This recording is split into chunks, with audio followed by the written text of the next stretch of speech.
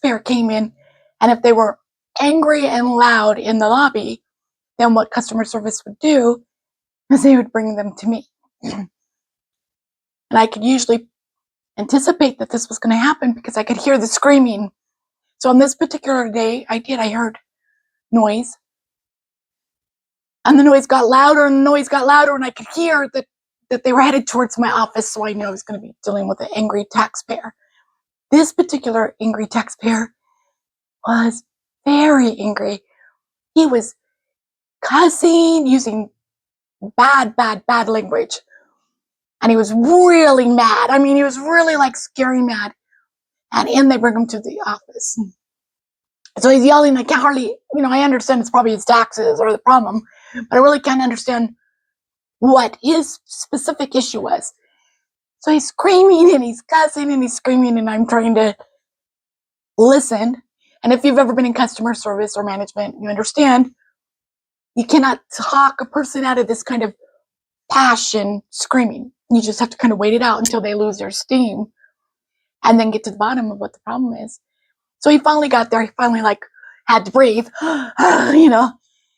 and during that breath, I said to him, your property taxes are too high, and this created some more screaming, some more passion.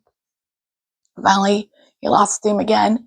And by this point, I kind of got the issue. It appeared that his property taxes had not doubled or tripled. They had 1 million times higher than they had been the year before. And he'd come to the office and he went to customer service and it showed them the tax bill that comes from the treasurer, but it's based on the value of the assessor's office in Arizona. And so he'd come to the assessor's office to find out what happened to trigger his taxes to increase obviously it was a mistake. And sure enough, they discovered a mistake. They had just probably the keystrokes on the computer had stuck or something had jammed, and they had fat fingered in a bunch of extra zeros for his square footage. So let's say his house was 2,000 square feet. Now they'd increased it to 2 million square feet. They'd put a bunch of extra zeros in there, which when that then hit the treasurer's office, calculated an enormous tax bill.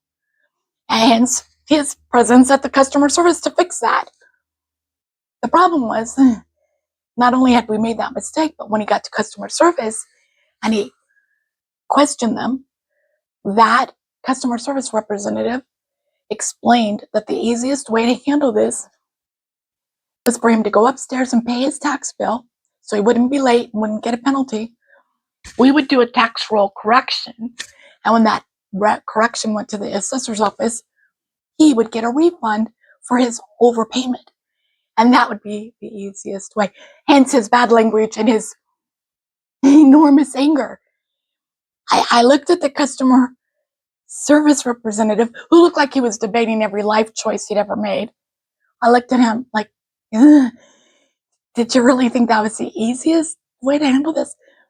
And I think by now he realized maybe it wasn't the easiest way for that taxpayer.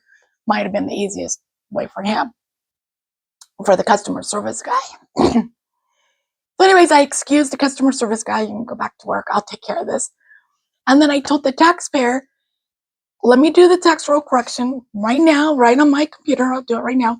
And I'll print it out. And you and I will walk upstairs to the treasurer's office. When the treasurer's office sees that the assessor has come with a tax roll correction, they'll process it right now. They won't, it won't sit on a pile and wait its turn. They'll fix it, and then they'll let us know what your tax bill is, and if that's acceptable and seems, more fair, then you can just pay that bill, and it'll all be taken care of. And this seemed to satisfy him, so that's what we did. I did the tax roll correction. We walked upstairs. They processed it as I knew they would, and then his tax bill was, what he would expect, pretty much what it was the year before.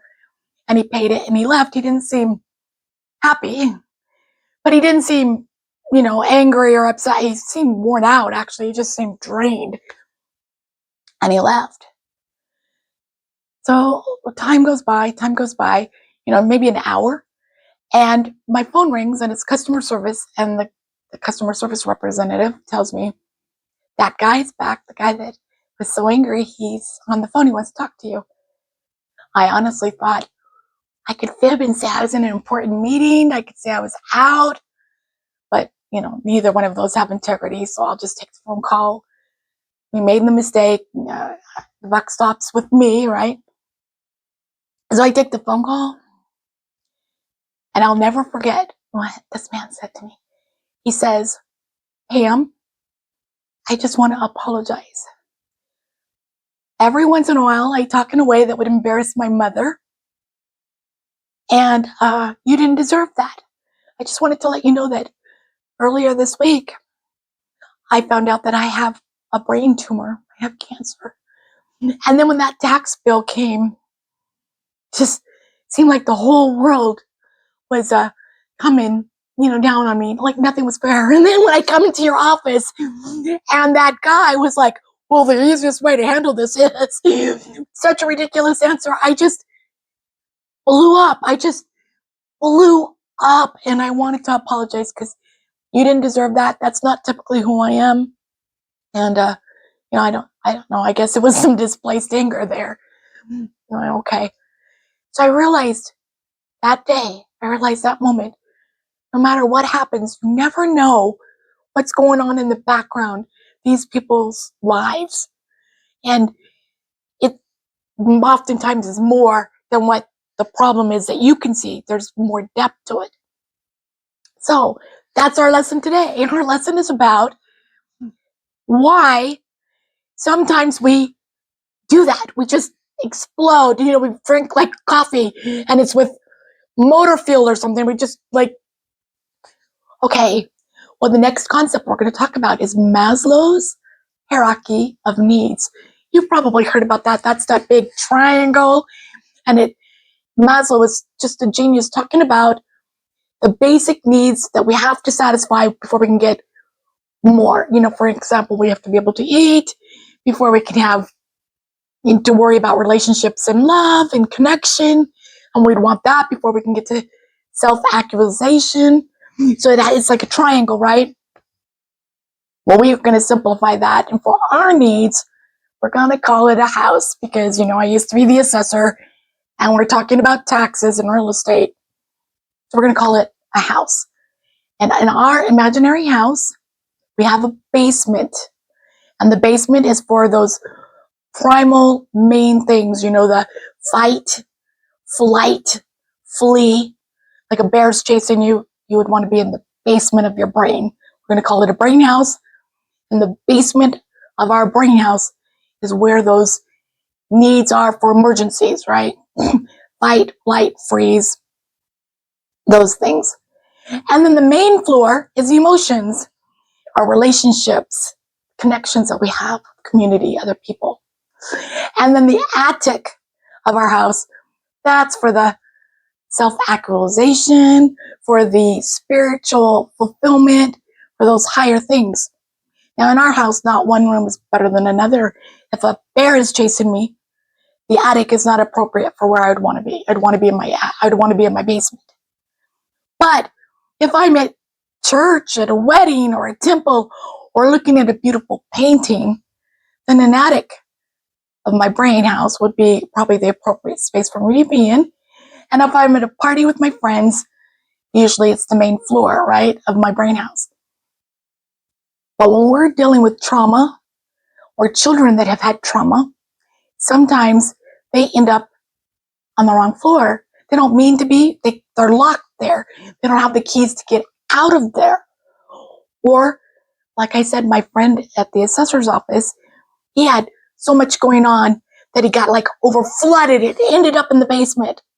He could have handled that tax bill from the main floor.